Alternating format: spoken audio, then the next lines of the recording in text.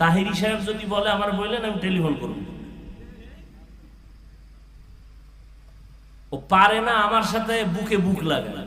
খবর আছে আপনি গো, খবর আছে। অল্প দিনে দেখবেন এদেশের সব ওলামায়ে কেরাম এক স্টেজে চলে আসছে ইনশাআল্লাহ, অল্প দিনে দেখবেন। ওই গ্রামে একটা কথা আছে না, কি জানি, ওই যে আমার দুধ মিলা যায় আর মাঝখানের কি, ওটার কি কয় আমাকে এলাকায়, আপনাদের এলাকায় আম দুধ মিলে যায়, দূরে সরে যায় কোনটা, বড়া না। ইনশাআল্লাহ ওলামায়ে কেরাম এক হয়ে যাবে। আপনারাই দ্বন্দ্ব কইরেন না, তওবা করেন, একেবারে তওবা করেন। নামাজ পড়েননি এটা হিসাব করেন, রোজা রাখেননি হিসাব করেন, আপনার মাইয়া বলা পর্দা করেনি, কয়দিন আর এই দ্বন্দ্ব, এই বাহাদুরি, মরে গেলে তো সব শেষ।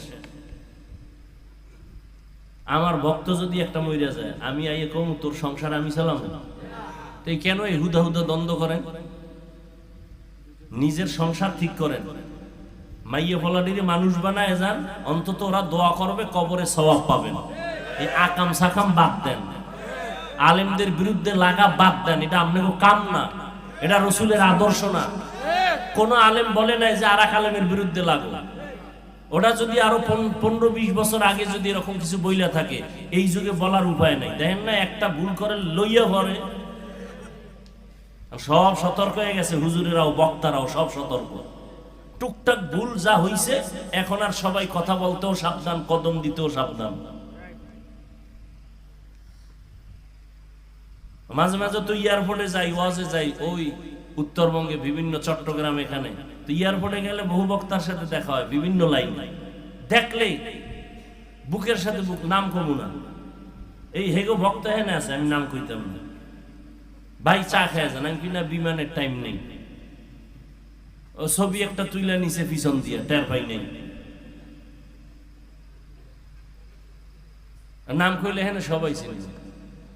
আমগো লাইনের না, ওরা মাঝে মাঝে আগে আমগো গালি দিত, এখন আর দেয় না, চিন্তা করছে না এর দ্বারা ইসলামের ক্ষতি হয়।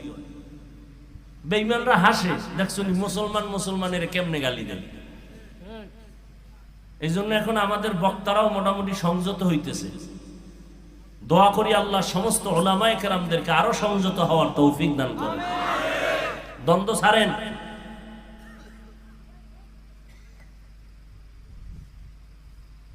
যারা খারাপ ভাবতেছেন আসেন, আমাদের কাছে আসেন, স্টেজে আসেন, বসেন।